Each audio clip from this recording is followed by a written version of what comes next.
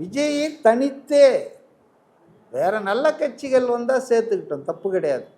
இப்போ கம்யூனிஸ்ட் கட்சிகளோ காங்கிரஸோ விடுதலை சிறுத்தைகள் கட்சி கூட டு சம் எக்ஸ்டென்ட் வந்தாங்கன்னா சேர்த்துக்கிட்டோம், கூட்டணி வைக்கிட்டோம், தப்பு கிடையாது.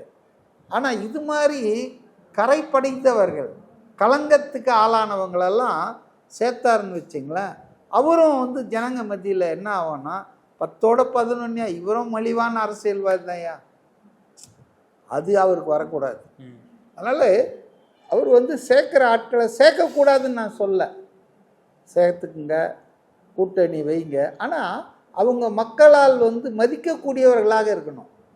இப்போ டிடிவி இன்னைக்கு காலையில் தான் பார்த்தேன், நயனார் நாகேந்திரன் ஒரு பேட்டியில் சொல்லியிருக்காரு, 2% ஓட்டு வாங்கியிருக்காரு 164 தொகுதியில் போட்டி போட்டு. சீமான் 234 தொகுதியிலும் போட்டு தான் 8%. இப்போ காங்கிரஸ் 234 தொகுதியில் போட்டால் அது எவ்வளோ பர்சன்டேஜ் வாங்கும் யோசிச்சு பாருங்கள். ஆனால் அவங்க 25 தொகுதி கூட்டணி பேச்சுவார்த்தைனா அடங்கிடுறாங்க. அதனால் இந்த பர்சன்டேஜ் ஓட்டுன்றதே ஒரு ஏமாற்று வேலைங்க.